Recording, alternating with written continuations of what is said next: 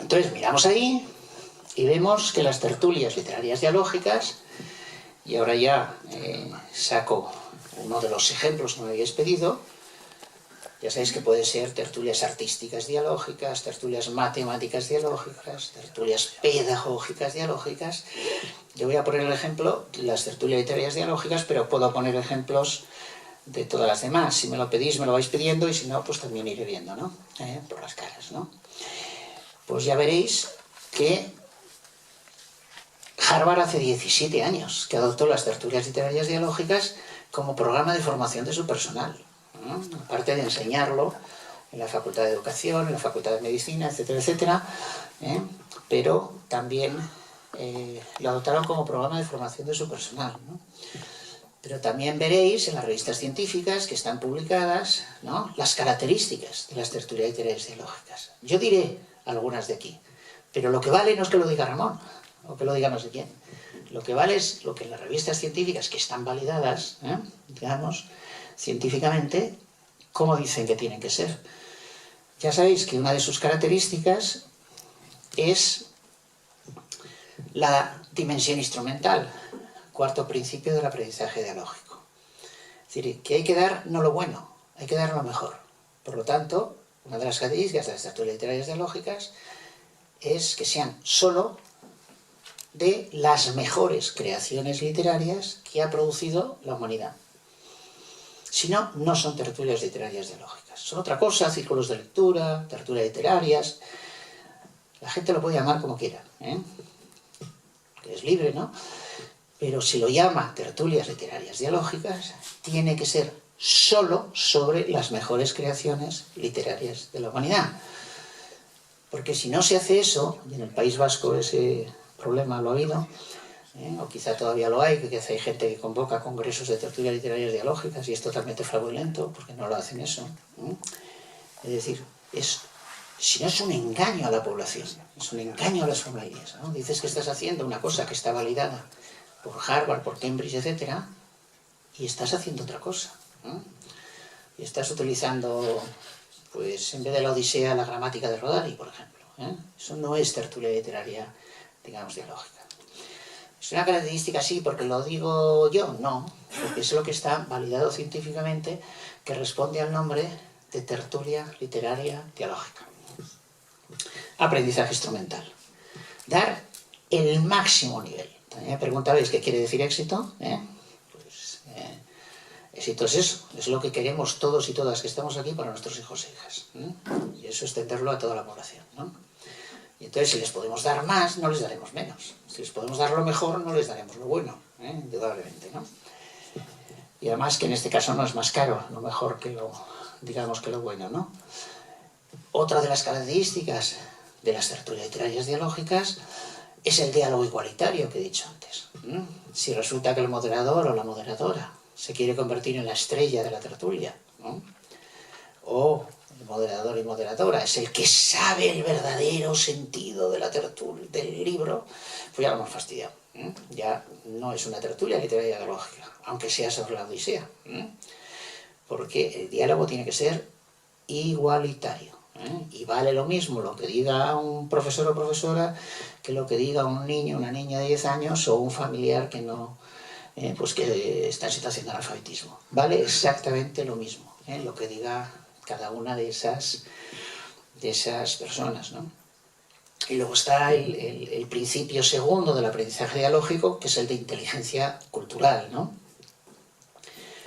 Es decir, que todas, como dice Chomsky, todas las personas nacen con capacidades no solo para usar el lenguaje existente, sino para crear nuevo lenguaje.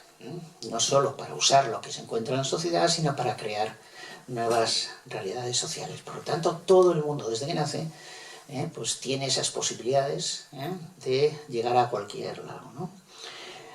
Entonces, hay niños que no tienen ni 2 años, que no se les entiende al hablar y que saben perfectamente qué son las 1001 noches. Y quién es Eresade, y que contaba cuentos, y de quién se enamoró Aladino, y les encanta y les entusiasma. Por lo tanto, esa idea de que hay que darles no sé qué literatura infantil como preparación para lo demás, no es cierta. O sea, pueden acceder a lo mejor que ha creado la humanidad desde que nacen, perfectamente. Y si no se les da, pues se les hace una faena, porque no se les proporciona, digamos, ese acceso. Yo os voy a poner un pequeño vídeo de unos 4 minutos de una escuela de Cambridge, ¿no? Cómo está haciendo las tertulias literarias dialógicas, y veréis que es lo mismo que el vídeo de Ania, que seguramente habéis visto alguna vez, ¿no? Ania es de una escuela de una zona marginal, en la que habla el Parlamento Europeo, y estos son una escuela, digámosle, muy pija. Y sin embargo, también ellos... Espera.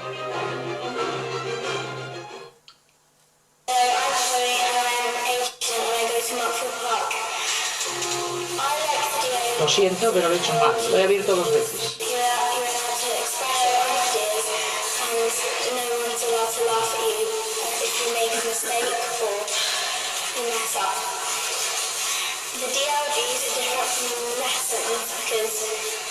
Vaya lío que me han dado, espera. Quiero parar. Vale, menos mal. Creo que ahora me funcionará. No estoy seguro. Tengo que empezar. A ver cómo voy para atrás. Aquí. Bien, ahora a ver si sale.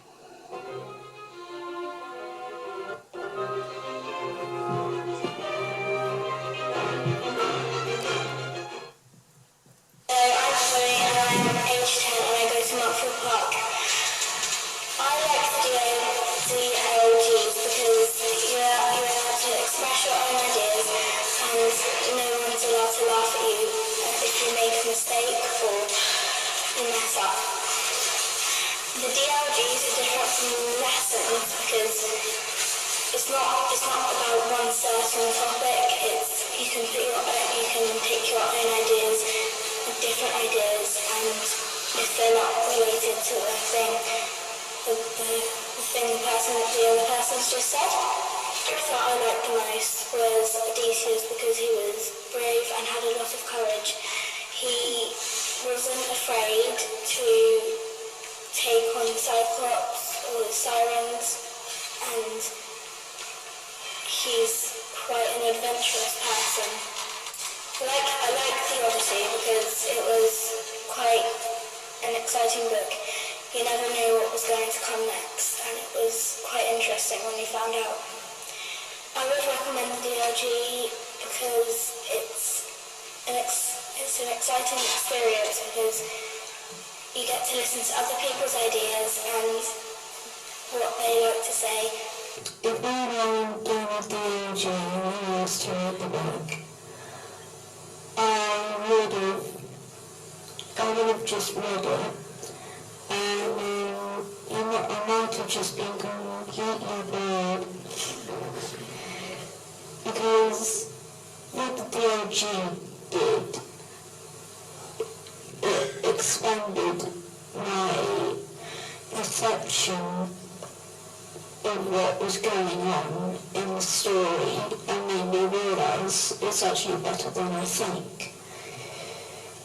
So the DLG actually made me carry on reading and see if that perception was true or not.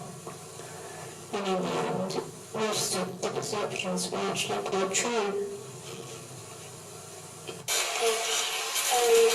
Hello, my name's Katerina and I'm 10 years old and I go to Montfort Park School. I think the Odyssey is a good book because it tells you lots about this man called Odysseus, about how he tries to get home, searching for his wife Penelope. It's quite touching how he tries to find his way back, whilst Penelope is also trying to stop the suitors that trying to marry her. She's trying to stop them from marrying her because she knows that Odysseus can still be alive. I think the DLG is a very good activity for children because it can make children a bit more confident sharing ideas and no idea gets left out.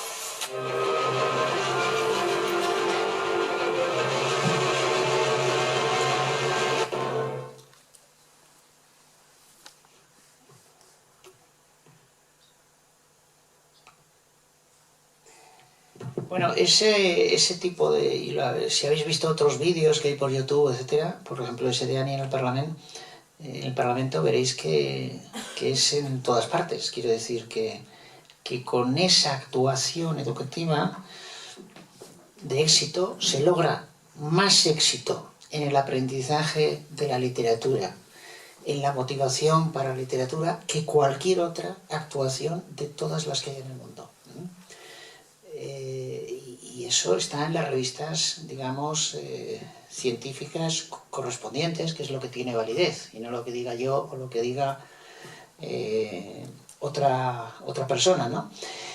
Entonces, es decir, bueno, eso se puede hacer o no hacer, pero si se hace, se obtiene más. Además, como veis y sabéis, eso repercute no solo en el aprendizaje de la literatura y de la lectura, sino que repercute en los valores, repercute en las emociones, en los sentimientos, en el sentimiento de amistad que hacen los miembros de la tertulia, aumenta sus expectativas, porque les dicen, van al médico, la abuela y tal, estás leyendo la Odisea, y además me la sabes explicar.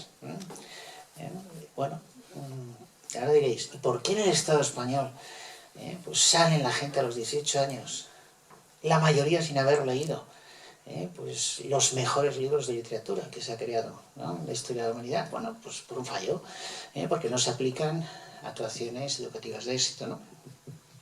Entonces, simplemente con diálogo igualitario, con inteligencia cultural, es decir, confiando en las capacidades de todas las personas, sean quienes sean, ¿no?, y con dimensión instrumental, hacerlo, ¿no?, con los mejores textos de que disponemos. Es que pues, si disponemos de los mejores textos, ¿por qué utilizar otros?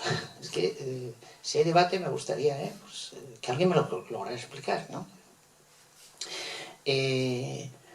Ayer tuvimos una conferencia sobre tertulias literarias dialógicas en la Universidad de San Sebastián y, por ejemplo, pues alguien preguntaba, ¿y cómo sabemos cuáles son los mejores, ¿no? ¿Quién establece cuáles son los mejores? Y yo decía, sí, es muy sencillo. Los que estamos de acuerdo, todos los que estamos en la sala, seguro que son los mejores. O por lo menos los que se consideran mejores. ¿Hay alguien de esta sala que dude de que Romeo y Julieta de Shakespeare es una gran obra? ¿O la Odisea? Nadie dudamos. Cuando empieza la discusión de si este es clásico o no, ya empezamos a liarla. O sea, quienes no quieren que el alumnado tenga la oportunidad de disfrutar de los mejores textos, que aceptan que esos son los mejores textos, pero esos no son los que hacen. Y luego te empiezan a intentar meter entre la lista de los mejores textos otros que, bueno, ellos pueden pensar lo que son así, pero desde luego no hay un consenso ni social ni literario en que sean los mejores textos. Entonces me gustaría, como en el País Vasco se ha hecho tanto y hay algún conferenciante que hace muchas conferencias de tertulias literarias dialógicas engañando al personal, pues me gustaría que alguien me dijera por qué, si les podemos dar los mejores libros, ¿por qué hay que ocultárselos y darles otros? O sea, no entiendo la razón científica, pedagógica, humana, de derechos de la educación, etcétera, para hacer eso cuando los niños y niñas, pero lo mismo los pijos de Cambridge que los de las favelas no alfabetizadas de Río de Janeiro, perdón, no alfabetizadas, no pacificadas, pueden acceder a los mejores libros y pueden disfrutar perfectamente de los mejores libros, ¿no? Y quien dice eso de las tertulias literarias dialógicas, pues de todo lo demás, tertulias pedagógicas dialógicas, entre profesorado o familiares o profesorado y familiares. Pues tienen que ser, si son pedagógicas, sobre los mejores libros que se han escrito de educación. Y los mejores según la comunidad científica internacional. ¿Por qué escoger otros? No sé, por ejemplo, en el Estado español, pues basta que... O sea, leerlo sí, se puede leer, y el hola y lo que haga falta. Pero cuando hablamos de hacer algo de valor científico, como la tertulia pedagógica, no. Por ejemplo, en el Estado español, pues hay alguien que sabe mucho en los periódicos y, bueno, sí, más o menos sabe de filosofía, sí, y de carreras de caballos también, pero pues hace un libro para su hijo y está muy bien, es muy bonito eso. Haces un libro para tu hijo, y luego, pues, bueno, él lo publicó para los demás, bueno, eso ya es más discutible, ¿no? Pero bueno, que lo haga. Pero que ese libro se convierta en una referencia en las facultades de pedagogía, pues, no, por favor. O sea, eso no sirve para hacer una tertulia pedagógica de la lógica. Hay que hacer de los mejores libros, de los mejores. Y si en vez de pedagógica, pues hacemos intelectual, pues de los mejores libros, ya no de educación, sino de cualquier cosa. Y entonces la diferencia es muy, muy grande. Trato de interpretar el lenguaje no verbal y entonces una cosa que tenía después lo voy a poner ahora, que es el lío que se está montando en España con la neuroeducación. Y consecuencia también de no leer los mejores libros.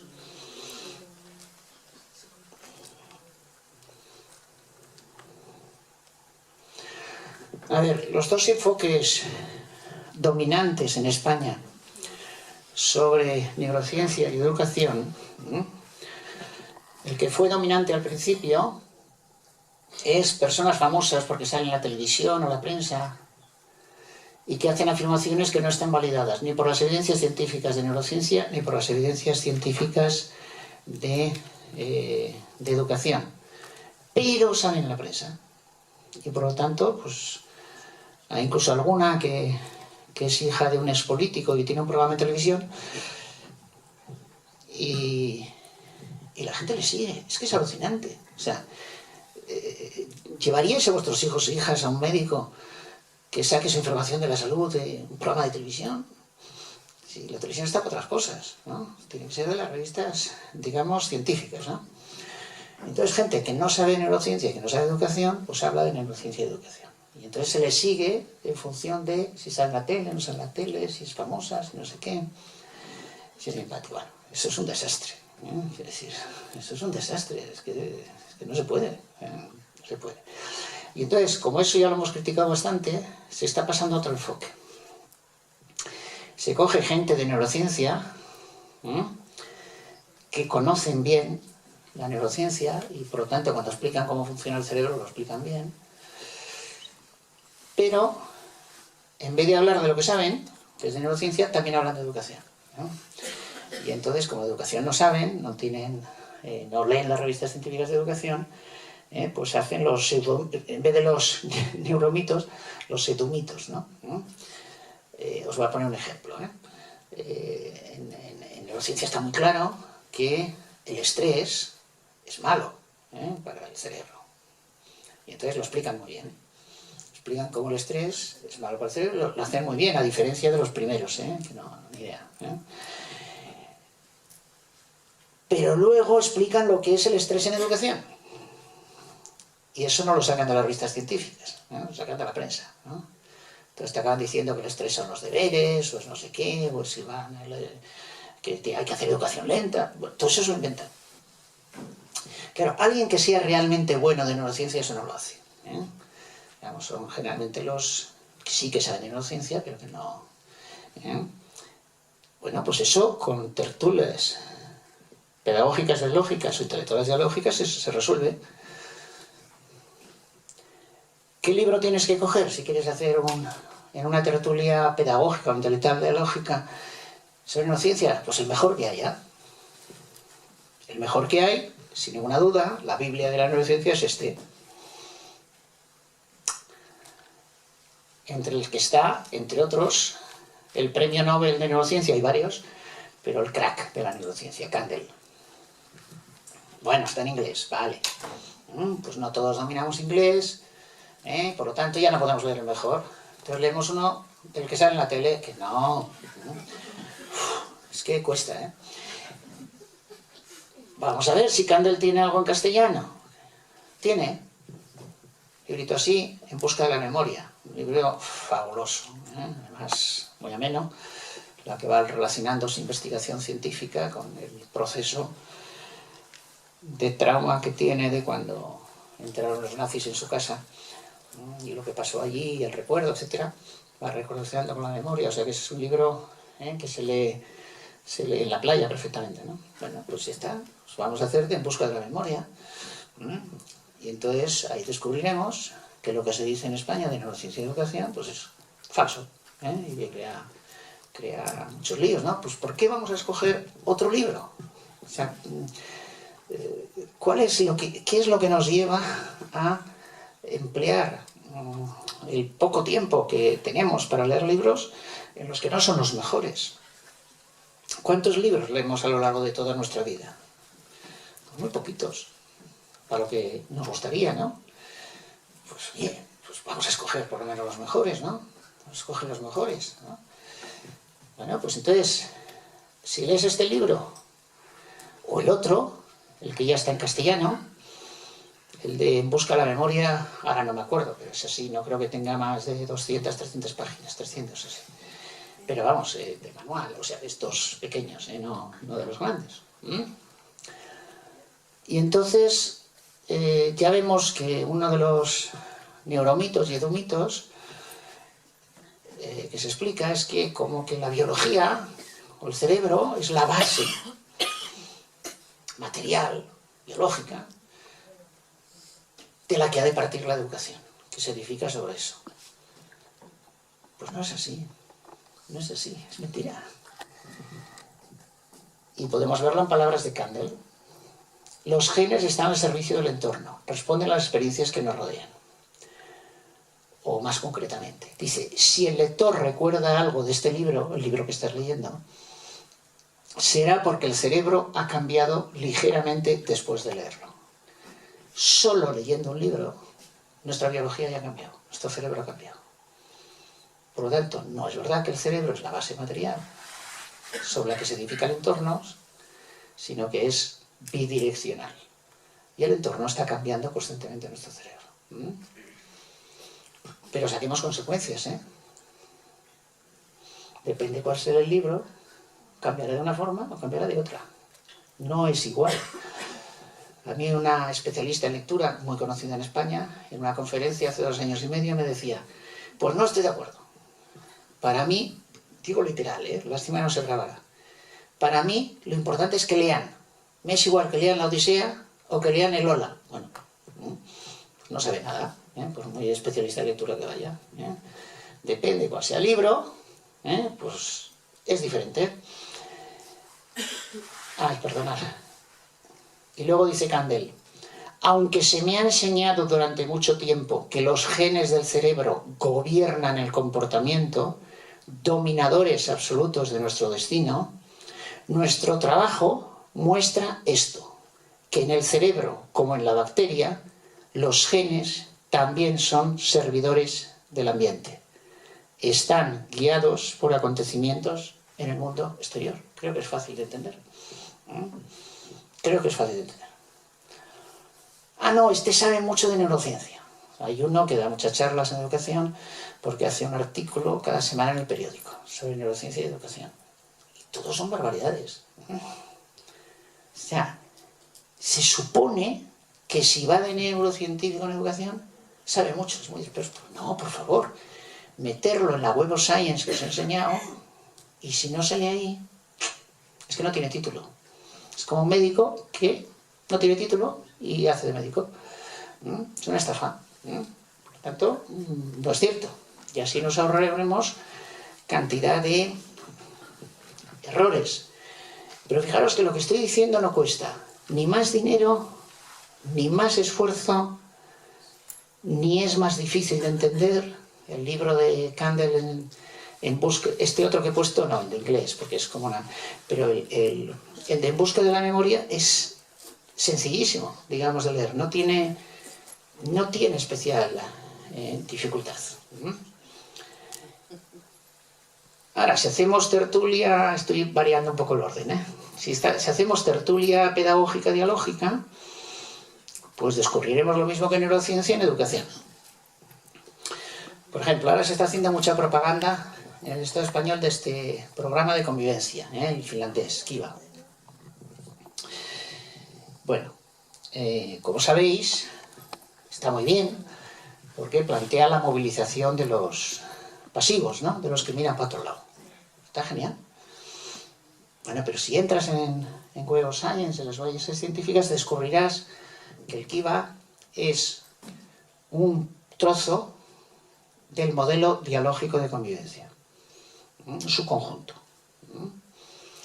Y el modelo dialógico de convivencia, que sigue la directriz internacional fundamental, que es Bystander Intervention, que algunos y algunas traducen muy libremente por fuente ovejuna, todos a una, porque la idea sí que es esa. No se trata de movilizar a los pasivos, sino a todo el mundo. Pues es mucho mejor. Pero tiene un problema.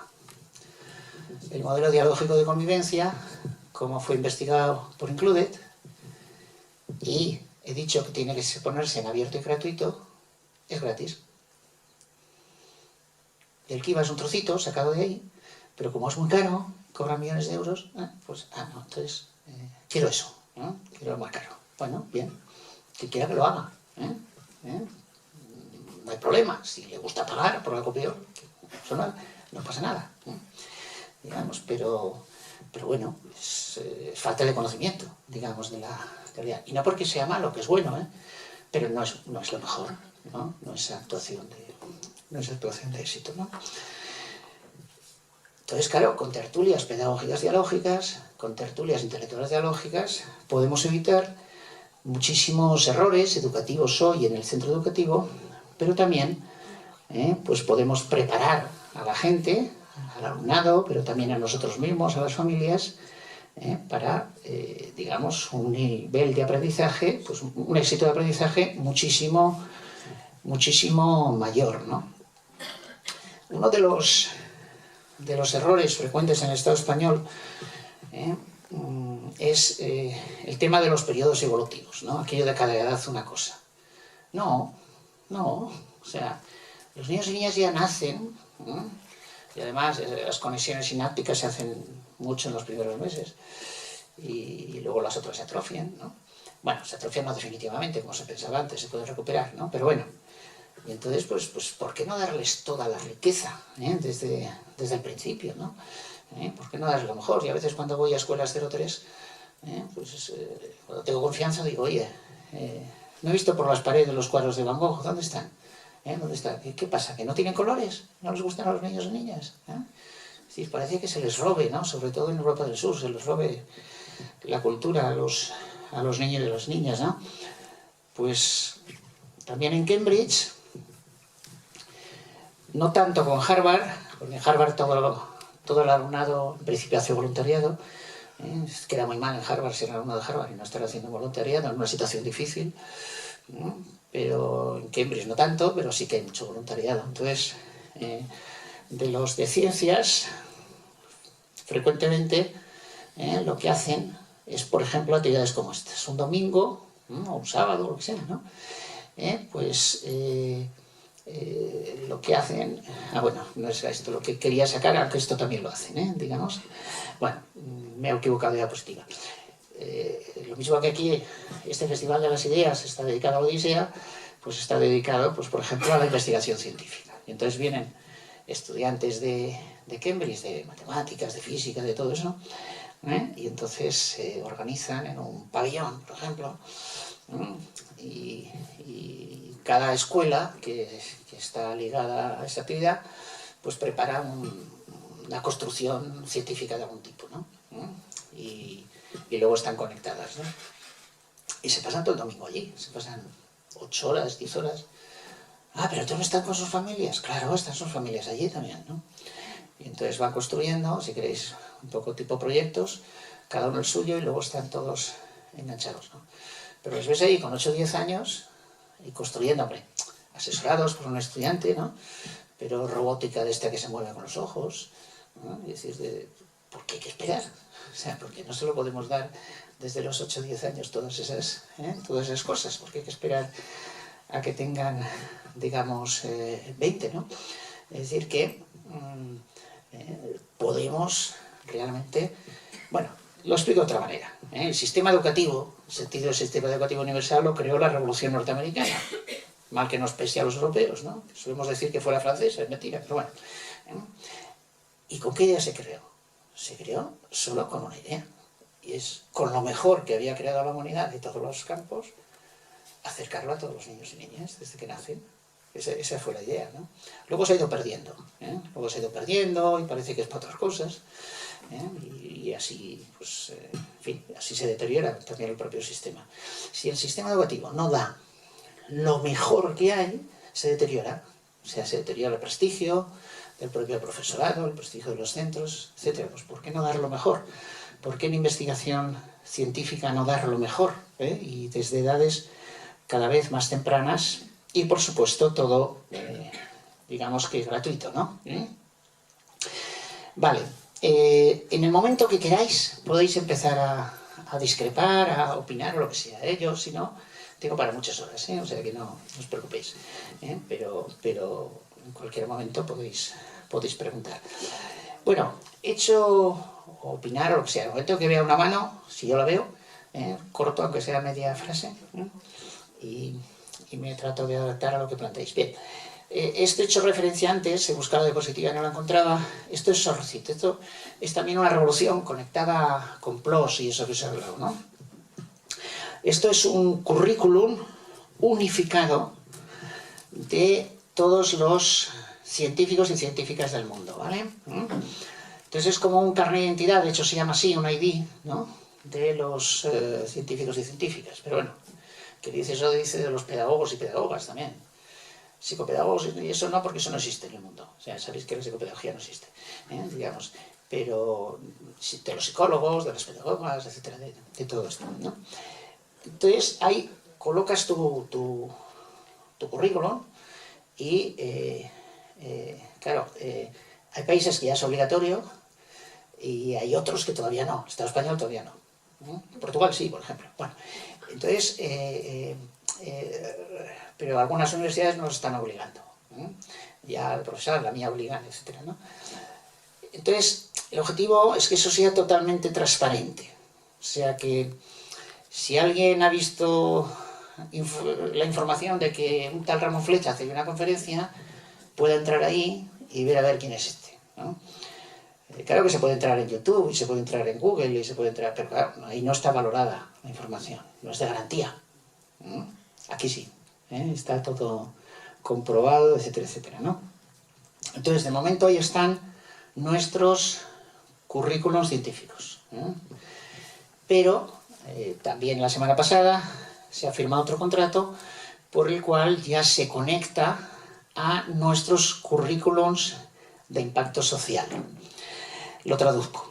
Si, por ejemplo, queremos que en Oñati se hagan conferencias sobre, yo qué sé, educación emocional, pongamos por caso. ¿A quién? ¿Qué hacemos? ¿Alguien que hemos oído por la tele? Fallo seguro. ¿Alguien que es muy famoso? No. Miramos aquí.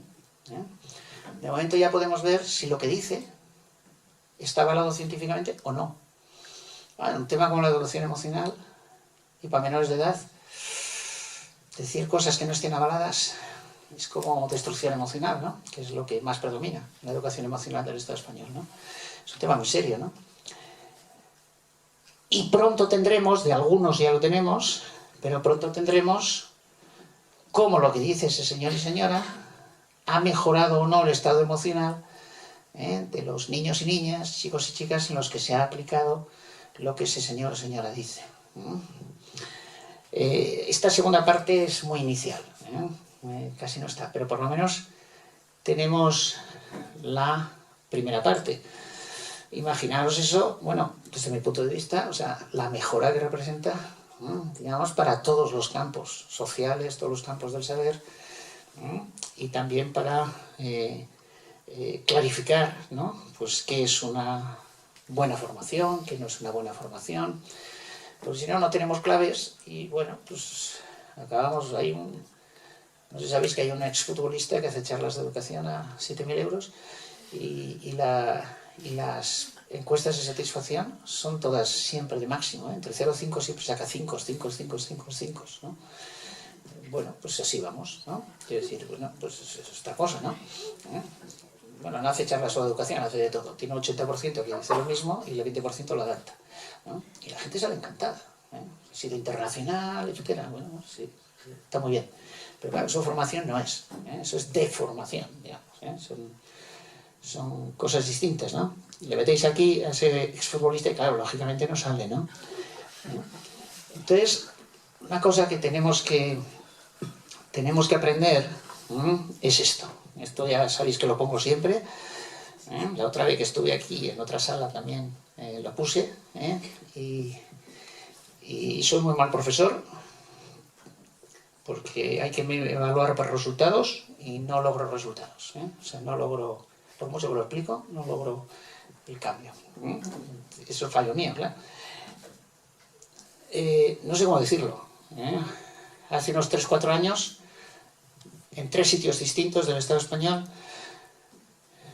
me dijeron, bueno, la primera vez que me lo dijo, estoy viendo a la persona que me lo dijo, tengo aquí presente, me dice, ya Ramón, pero en Corea saben más matemáticas, pero se suicidan.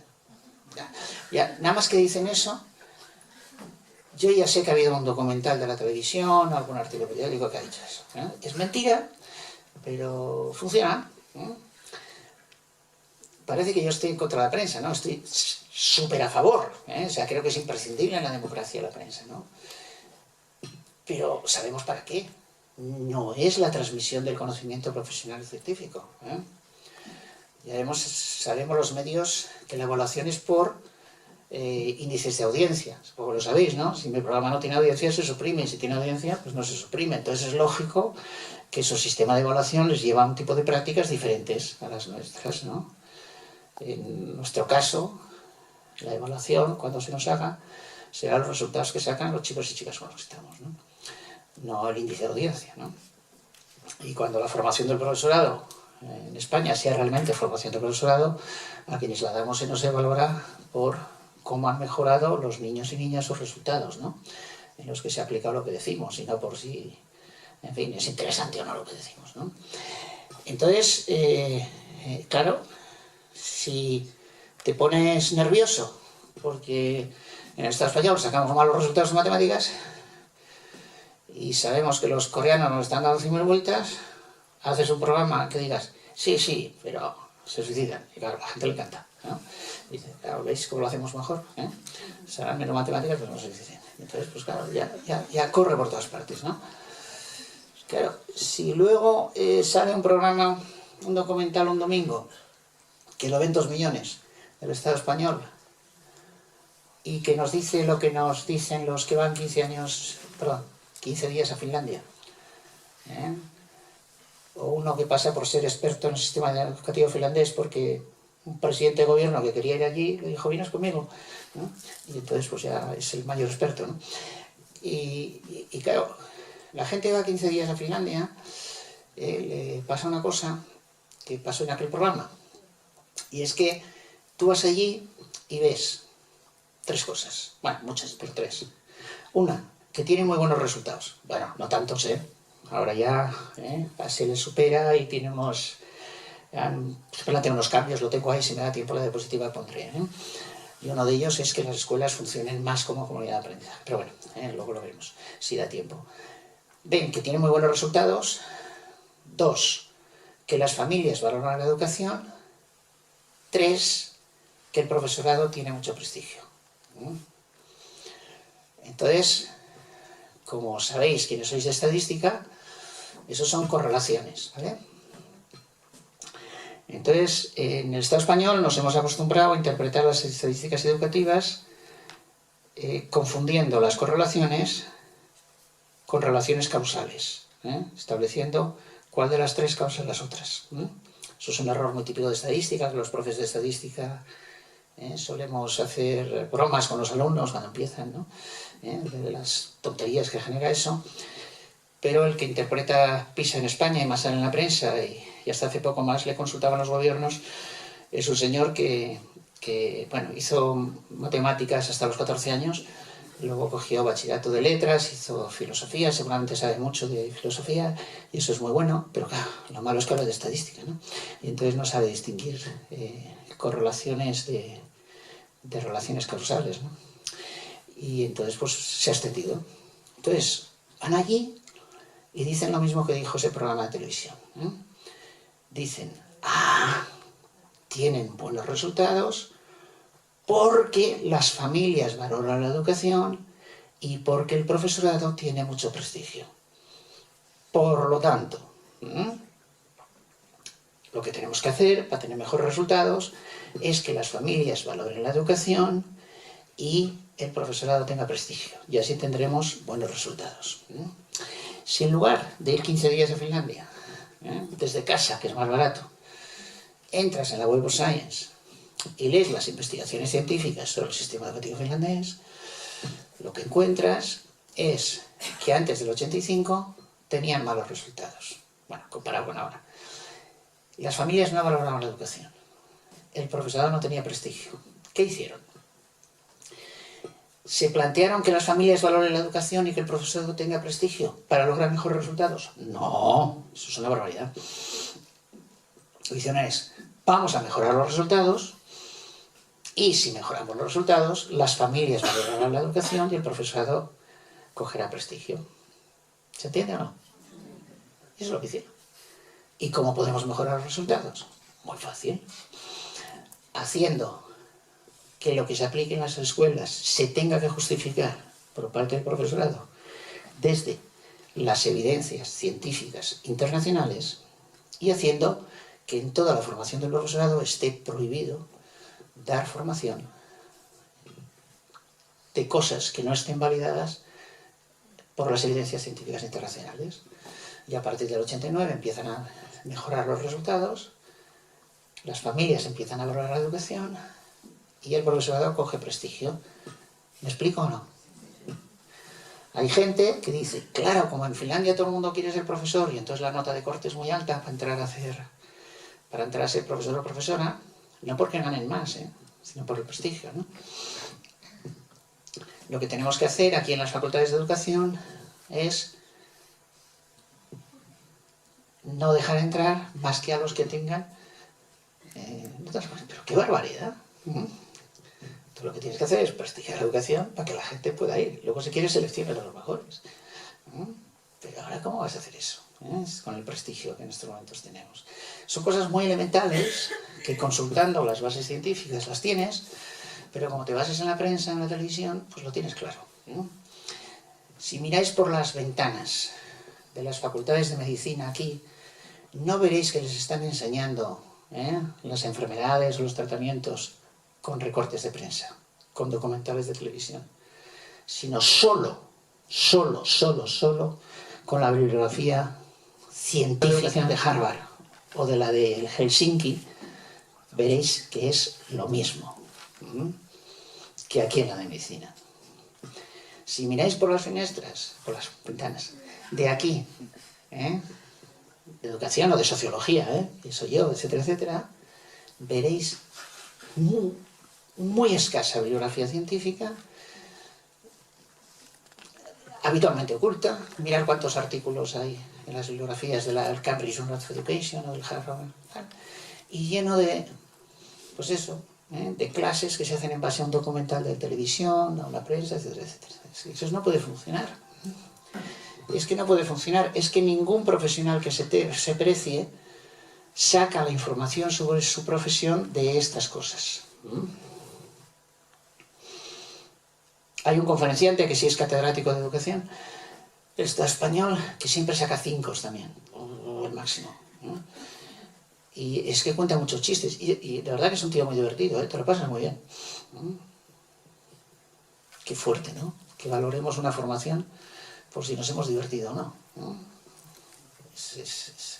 O sea, no sé si explicar, si explico bien por qué se estiran de los pelos en Bruselas y en otros países cuando ven lo que estamos haciendo. O sea, por favor, son cosas distintas. Hay gente que me dice, no, pero es que es muy divertido. Digo, bueno, pues que prueben el circo, a ver cómo le va, ¿no? Que está para eso, digamos. Claro, si triunfara en el circo, pues aquí. Otro que hace dibujos, ¿no? Pasa por ser es italiano, ¿no? Y hace dibujos, ¿no? Qué bien que dibuja, ¿no? Hombre, si dibujara bien haría Mafalda, ¿eh? Como no, pues dedicar, bueno, pues si dibujante, pero aquí estamos para aprender, ¿no? Otras cosas que son las evidencias de la comunidad científica internacional. Y, como he dicho antes, en las mejores universidades, en el programa de investigación científica europea, en las revistas científicas de educación, o de otros campos, o de neurociencia, o de donde sea, ¿no? ¿Esto se entiende un poco, esta diapositiva? ¿Sí? Si a alguien se le ocurre cómo lo podría explicar, para tener más éxito, me lo decís. Gracias. Lo necesito. Bien. Vamos con la formación de familias, ¿no?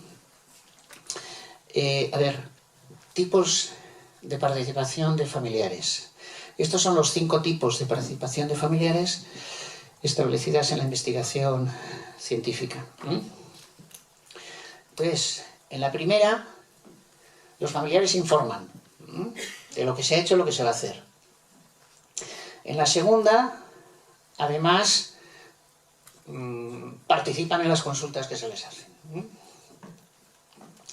En la tercera, además, participan en las decisiones, incluso sobre evaluación del propio centro educativo. En la cuarta,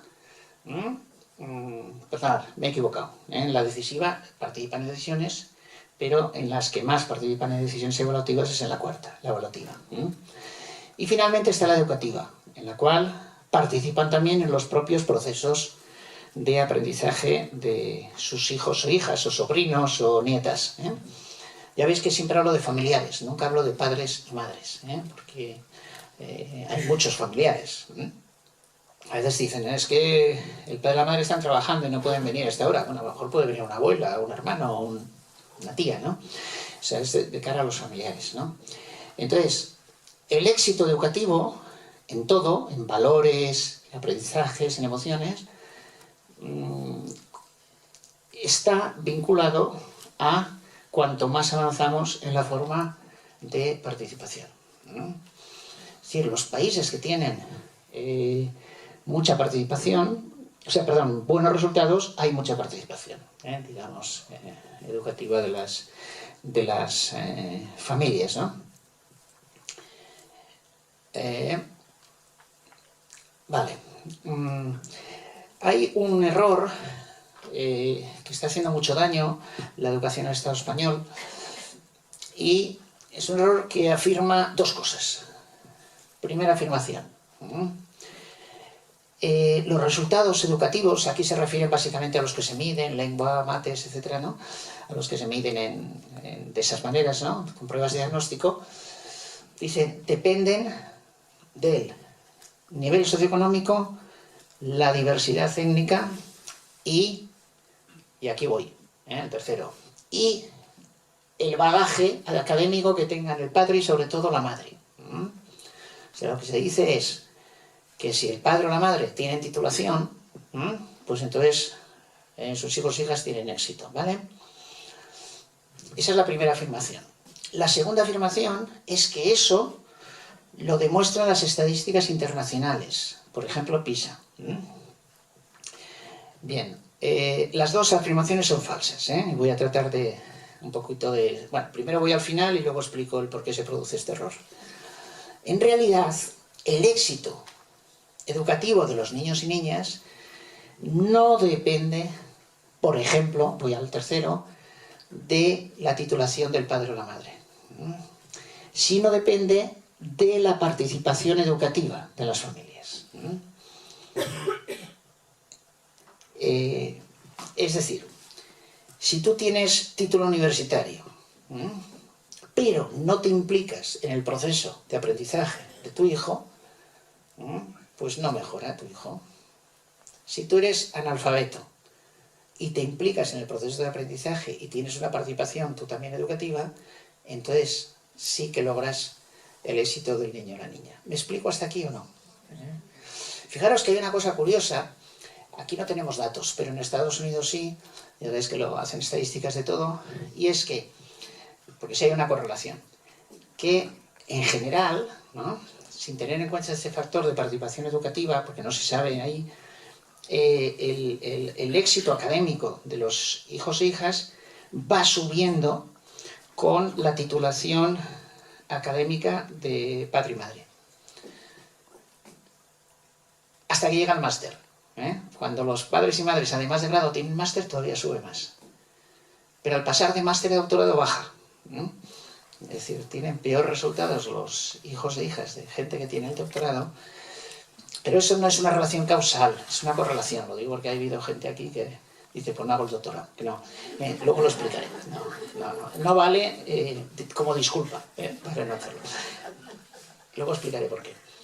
A ver, yo tengo un amigo en Estados Unidos, famoso y tal, y muy buen científico. Yo he publicado un libro con él, pero que su casa tiene 2 pisos. Y en el de arriba tiene 4 hijos. El de arriba pone silencio intelectual trabajando. Claro, no le van muy bien los hijos. Me explico. Su titulación no sirve. O sea, porque no es por poner el título allí que los hijos e hijas de repente tienen ciencia infusa, sino que hay, digamos, esta relación, ¿no? Entonces, ¿por qué se produce el error? Porque, primero, PISA o las demás estadísticas no son una fuente de información científica. No nos aportan nada sobre lo que hay que hacer. O sea, lo que sí nos aportan es el mejor diagnóstico que tenemos de cómo estamos. Pero no de lo que tenemos que hacer. Es como si quisiéramos sacar las políticas o actuaciones para fomentar el empleo de la estadística de la encuesta de población activa. No. O sea, es necesario para ver la radiografía, pero no sirve. Por tanto, toda la gente que está escribiendo sobre las consecuencias de PISA para el sistema educativo, pues no tiene el más mínimo conocimiento científico de lo que es la ciencia. Si tenemos que sacar consecuencias, estamos bien o estamos mal, y hay que actuar o no, pero no tenemos ni idea de las actuaciones a hacer, ¿no? Son 2 cosas diferentes.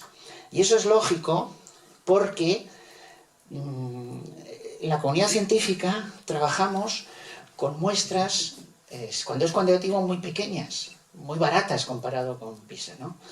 Y si no, cualitativo. Claro, PISA o todas estas estadísticas son carísimas, ¿no?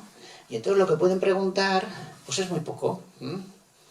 Y entonces, claro, no podemos saber qué implicación están teniendo las familias con PISA o con pruebas de diagnóstico. No lo podemos saber, porque saberlo sería más caro casi, ¿no? Y no valdría la pena hacer esa radiografía que tal. Entonces, ¿cómo funciona PISA? Pues la gente que hace PISA sabe mucho de estadística, son muy buenos en estadística, no saben nada de educación, ni falta que hacen. Si algunos ni saben quién es Piaget. No es ningún problema, no es su trabajo. Entonces, recogen lo que publicamos, eso sí, en las revistas científicas, ellos sí que lo miran, y además piden consejo, etc. Y entonces, claro, dicen, a ver cómo lo hacemos eso que no sea muy caro. Entonces buscan indicadores.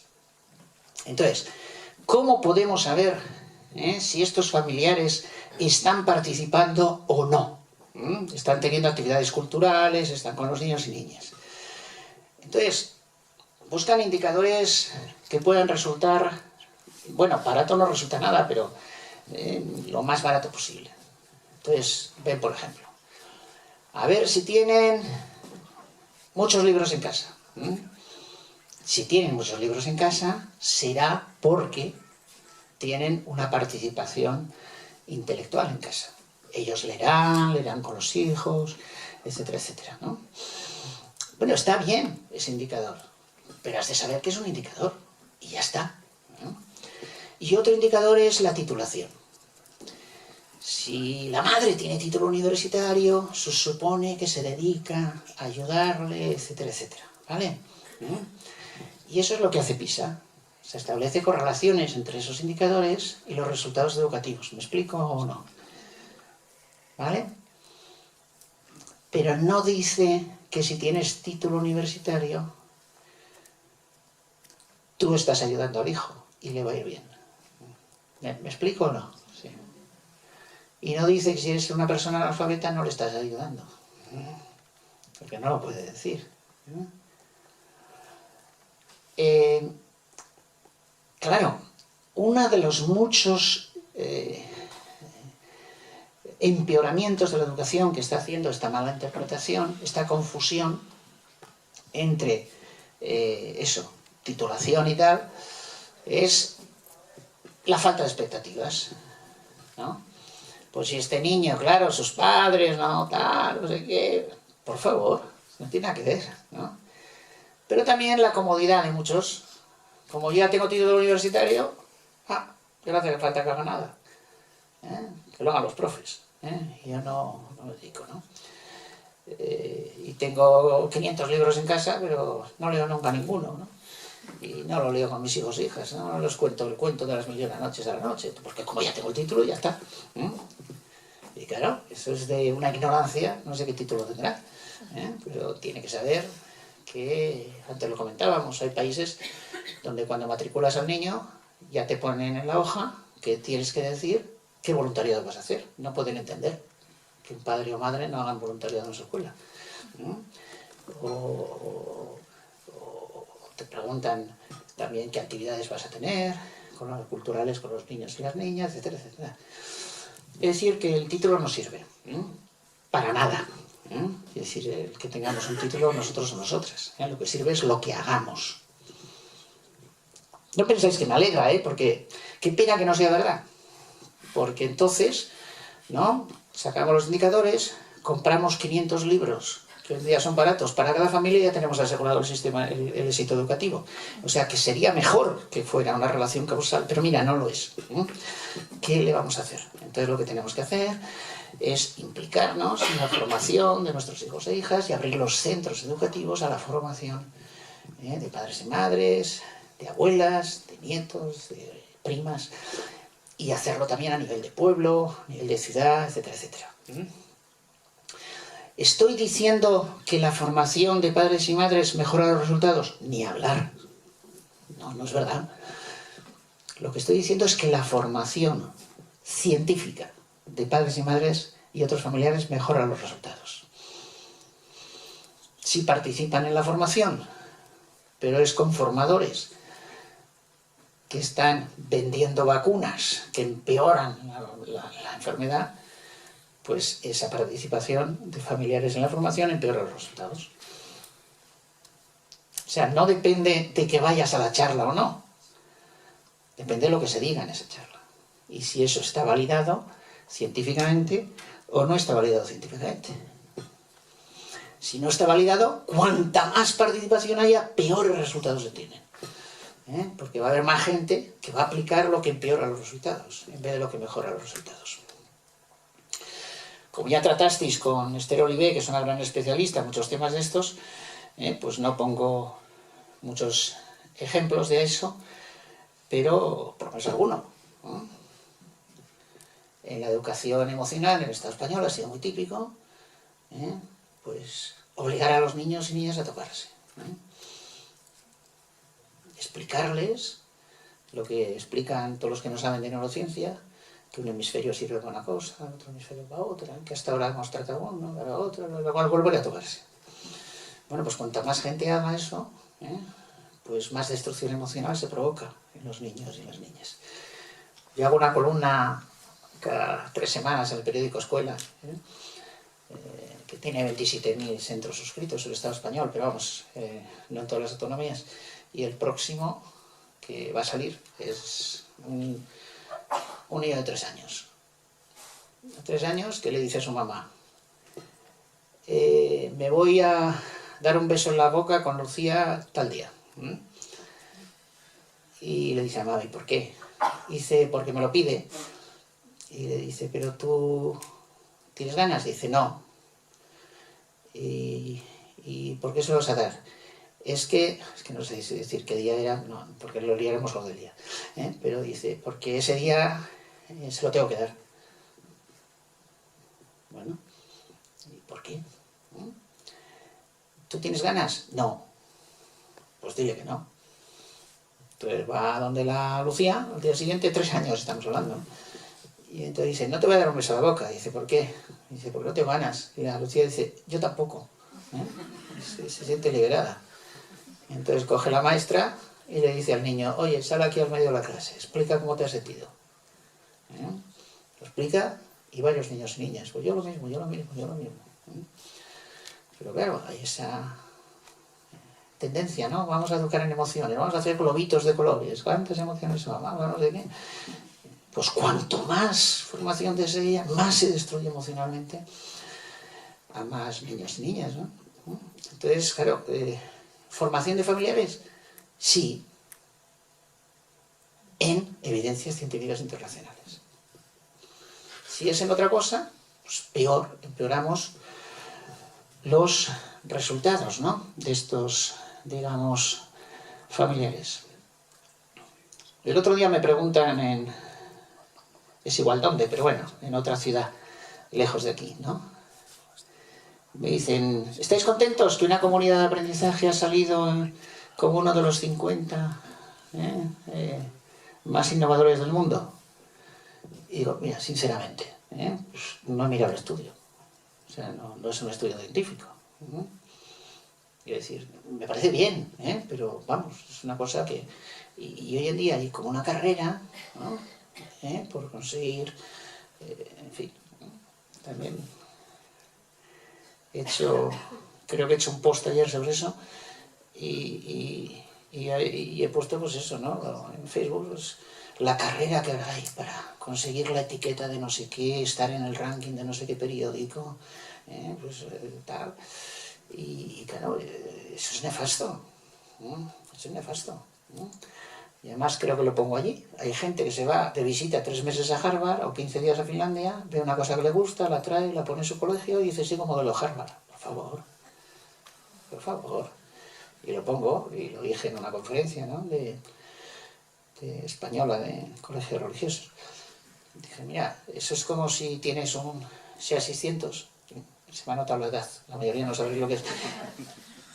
Vas a la Ferrari, ves un retrovisor que te gusta, vuelves aquí, lo pones en el SEA 600 y dices, esto es un Ferrari. Y encima cobras por ir a verlo. Por favor, eso no se puede hacer.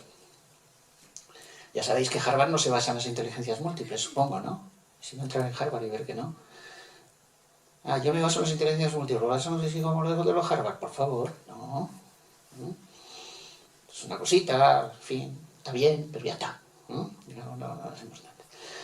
Pasa que había puesto en el artículo que ahora hay más, en el Estado español, más etiquetas educativas que en el siglo XIX crece pelos, y como lo consulto con mis compañeros y compañeras, hay 2 que me han dicho, no pongas eso, pero realmente es lo que creo que hay en estos momentos. No, pues este estudio está muy bien, pero que a mí lo que me gusta es que salgan las revistas científicas internacionales. Por ejemplo, pues en Cambridge, en Harvard, etcétera, etcétera. Y que luego en las evaluaciones que hacemos y que nos hacen y todo, que mejoren los resultados los chicos y chicas, ¿no? Y ese es el enfoque un poco que hay que, digamos, que hay que hacer, ¿no? Vale, entonces, claro, dar una formación a las familias basada en evidencias científicas internacionales, y no solo de educación, sino de todo, pues tiene unos resultados educativos que en Stanford, en Harvard, en fin, en todos los sitios tienen proyectos, digamos, para fomentar eso. Y ya en el Estado español, cada vez más las familias acceden a las bases científicas relacionadas con la educación de sus hijos y sus hijas, ¿no?, lo que contribuye a la mejora de sus resultados educativos. No sé si decirlo o no, lo digo. Una vez puse un tweet, ahora un par de años, que puse el primer instituto de sociología jurídica del mundo no está ni en Nueva York ni en París, sino en Oñati. Y es verdad, y allí hay personas que saben acceder a las bases científicas, que lo están haciendo, etcétera, y que les podéis preguntar cómo realmente no es tan difícil como parece. Bueno, esto me lo salto, pero bueno. Entonces, en el aprendizaje dialógico, voy a ir al esquema. Es todo lo que estoy hablando, porque hay gente que cree que el aprendizaje dialógico y el diálogo es que hablemos entre todos y todas a ver qué sale, y no es eso. Es que hablemos entre todos y todas, pero de las evidencias científicas internacionales. ¿Me explico o no? Hay gente que dice, vamos a hacer una ley de educación, que opine todo el mundo. Y, hombre, por favor, sí, pero que opine sobre las evidencias científicas, no que opine de vacío. Es como si dicen, vamos a hacer una ley de salud, que opine todo el mundo. No, sí, pero hombre, consultando las evidencias científicas, si no, no es diálogo igualitario. ¿Vale? Bueno, pues vamos a profundizar en todo lo que queráis al respecto. Esto no hace falta demasiado que lo explique, que es el sistema tradicional, que normalmente se dice, el profesorado es el que tiene el conocimiento, el alumnado es el que no lo tiene, tabla rasa, entonces tenemos que dárselo, las familias tampoco saben, ¿no? Etcétera. Es lógico que haya tenido más permanencia en el mundo latino que en el mundo anglosajón, por las razones que sabéis, ¿no? Sabéis, por ejemplo, que en el siglo XVI hubo una reforma protestante, ¿no? Lutero, y sobre todo Calvino y tal, y entonces que establecieron que todo el mundo tenía que leer la Biblia, era una obligación, ¿no? Con lo cual, cuando llegó el sistema educativo en el siglo XIX, pues se encontraron con unas familias y unos niños y niñas alfabetizados, ¿no? Y entonces el sistema educativo se montó sobre esa práctica, ¿no? Y por eso, pues, para entrar a la Facultad de Educación de Harvard, a hacer el grado, da igual si has acabado el bachillerato o no, o si tienes buena nota o mala, pero te tienes que haber leído una lista de 20 libros, que hacen cada año, van variando, y tienes que haberte leído las revistas científicas internacionales, ¿no? Tengas la nota que hayas tenido en bachillerato. Porque si no, ¿a qué vienes? O sea, vienes a discutir lo que previamente has leído, un poquito como consecuencia de todo eso, ¿no?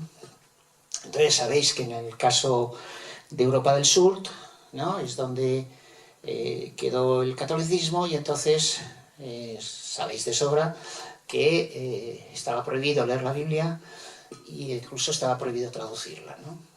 Para que no se pudiera leer.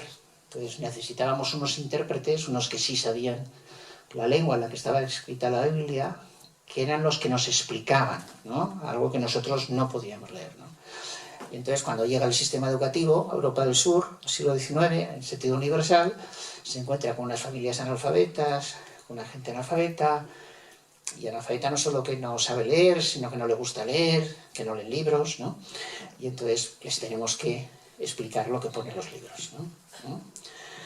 Claro, ninguno garantiza que el que explica lo que pone los libros los haya leído, pero bueno, se supone que está ahí, ¿no? Y entonces, bueno, pues si miras por la ventana de una facultad de Harvard o de Stanford o de Cambridge, pues ves gente discutiendo sobre lecturas que previamente ha hecho, ¿no? Y si ves por una facultad de aquí, de Europa del Sur, pues no ves eso, ¿no? Sino ves que la gente no ha leído y entonces alguien explica el contenido que tiene los libros, ¿no? Entonces es un sistema, no porque sea tradicional, sino es un sistema muy superado hoy en día, pero que desgraciadamente el mundo anglosajón nos lleva, no desgraciadamente, mejor que vayan mejor, ¿no? Pero que todavía no hemos recuperado ese atraso, digamos, histórico, ¿no? Entonces, en la sociedad industrial ya se había pasado mucho en el mundo anglosajón al aprendizaje cooperativo, terminado de elaborar en Stanford en el año 71, ¿no? Pero ya existía desde antes, ¿no? Y aquí incluso en el Estado español pues había movimientos pedagógicos de los años 60, 70 que hablaban de aprendizaje cooperativo. Pongamos por caso el movimiento Frenet, que era bastante importante, ¿no? Etcétera, ¿no? Y este ha sido una revolución, quiere decir, ha mejorado muchísimo, ¿no? Lo anterior, ¿no? Y el aprendizaje cooperativo y los grupos cooperativos es el que dijo, bueno, pero cooperando entre sí, niños y niñas en grupos heterogéneos no solo aprenden más historia o más física, sino que están aprendiendo a cooperar, están generando también valores. Pero que no tienes que elegir entre mejorar los valores o mejorar la química, sino que lo puedes hacer al mismo tiempo con un mismo tipo de funcionamiento, ¿no? Y esto ha sido un gran avance y, bueno, los países que tienen mejores resultados, pues pasaron de aquí a aquí, ¿vale? En el Estado español no ocurrió eso.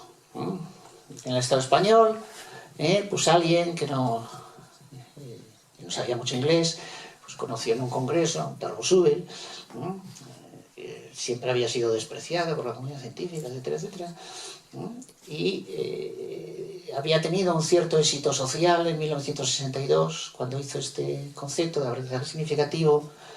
Claro, imaginaos lo que esto significó en Estados Unidos, ¿no? Sabéis que el discurso de Martin Luther King, I Have a Dream, es en el 63, ¿verdad? Pero que ya Rosa Parks se había negado a subirse al autobús, a levantarse de su asiento y tal, y entonces había un movimiento muy fuerte que pedía que los negros pudiéramos ir a las mismas piscinas, en los mismos autobuses y a las mismas escuelas que los blancos, ¿no? Entonces imaginaros el sector blanco así más racista, cómo reaccionó, ¿no? O sea, lo veía como un horror, ¿no? Entonces, pero ya veían que iban a venir a las mismas escuelas, ¿no? Entonces, claro, ese sector blanco tenía el problema de cómo logró que mi hija no le siente en la misma... El aprendizaje depende de los contenidos o conceptos previos. Y hay que adaptar el currículo a cada uno. Y además dijo que los negros, claro, no tienen los mismos conceptos y conocimientos previos que los blancos. Con lo cual solucionó el problema. Sirvió para establecer todos en la misma escuela, pero cada uno en su sitio. O sea, la segregación, pues las adaptaciones curriculares fuera del aula, no sé qué, no sé cuántos, ¿no? Entonces es algo que no, vamos, nunca ha tenido ningún valor científico, pero aquí como no funcionábamos con lo científico, pues nos han metido durante 30 años esto, ¿no? Esto preguntar al profesor finlandés, cuando veáis 15 días, preguntarle, a ver si sabe quién es esto, no sabe qué es. No se enseñó nunca, pero sin embargo aquí, ¡buah! O sea, bueno, esto ha sido un desastre, esto es la típica ocurrencia que genera un desastre a todos los niveles, ¿no? Ya digo que en otros países se hizo esto. Lo malo es que cuando aquí ya se descubrió esto, ¿no? Que costó, porque nosotros lo publicábamos, algunos lo sabéis, y nos pasaba como ahora con lo de la prensa, que por mucho que lo digamos, venga, ¿no? Pero bueno, cuando ya esto cayó, pasaron dos cosas. Que los que promocionaban esto y hacían negocio con esto, unos se fueron a venderlo a Latinoamérica, ¿no? Lo cual es más fácil, incluso el dinero negro, etc. Bueno, y otros se pasaron a esto, pero muy rápido. O sea, tan rápido que no nos dé tiempo a leer las bases científicas de esto, ¿no? Pero empezaron a escribir libros sobre esto, no son los mismos, ¿no? Y entonces, pues claro, la versión que hay en Estado español predominante de aprendizaje cooperativo es muy curiosa, porque entre otras cosas está muy basada en Keegan, o Kagan, como lo queráis pronunciar, ¿no? Que de científico no tiene nada, que es un vendedor, ¿no? Digamos, no está basado en Slavin, no está basado en Levin, en los científicos, pero bueno, una cosa es la versión que hay en el Estado español, o en el País Vasco también, y otra cosa es el aprendizaje cooperativo con bases científicas, que es muy bueno, ¿vale? Bien, pero no es lo mejor, no es actuación de éxito, es buena práctica. Entonces, ahora ya no estamos en la sociedad industrial, estamos en la sociedad de la información. No, estamos en otra sociedad, y lo que tiene más éxito es otro tipo de concepción de aprendizaje, como luego vendrá otra, y otra, y otra. Es decir, aquí no hay fundamentalismos que valgan, ¿no? En ciencia toda verdad es certeza, pero provisional hasta que se descubra otra, o hasta que se refute, ¿no? La que hay, ¿no? Y entonces, pues hasta ahora lo mejor es esto, hasta que aparezca otra mejor, ¿no?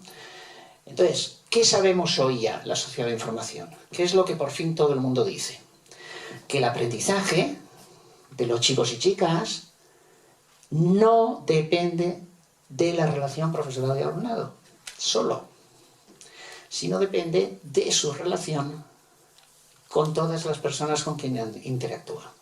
Eso ya es un ABC, ¿eh? No creo que hay nadie en estos momentos que niegue eso. Por lo tanto, las concepciones de aprendizaje de hoy y ya las que se harán en el futuro ya no pretenden modificar la relación entre profesorado y alumnado solo, sino pretenden modificar la relación del alumnado con el profesorado, con los familiares, con las personas con quienes actúa por internet, etcétera, etcétera. Y el aprendizaje operativo no es eso. O sea, es otra cosa. Está bien, pero es otra cosa. Entonces, otra consecuencia es que no hay que formar solo al profesorado. Hay que formar a todas las personas que interactúan con el alumnado. Por ejemplo, a los familiares, y a otros. Porque la formación científica que damos a los familiares incide muchísimo, ahora no digo si más o menos que la del profesorado, incide muchísimo en los aprendizajes, en los tres ámbitos que he dicho, subconjuntos, que he señalado anteriormente. Porque, como dice Kandel, todo depende del entorno, todo depende de las interacciones. Los valores que van a tener, las emociones, los sentimientos, los conocimientos, van a depender de todas las personas con las que los chicos y chicas interactúan. Por lo tanto, tenemos que hacer concepciones de aprendizaje, se llame aprendizaje interactivo o dialógico, como se llame, que transformen estas interacciones. Y además, también sabemos otra cosa en la sociedad de la información, y es que todo enfoque científico sobre educación o es interdisciplinar o no es científico.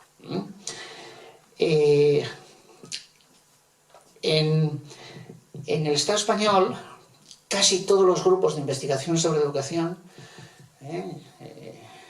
la casi totalidad, hasta hace muy poco, ahora está comenzando a variar un poquito, eran o son de un solo área. Es decir, o son de psicología de la educación, o son de sociología, o son de didáctica, son de teoría e historia de la educación, o son tal. Ninguno de ellos es científico. O sea, no existe el enfoque psicológico de la educación, sino que el enfoque interdisciplinar sobre la educación.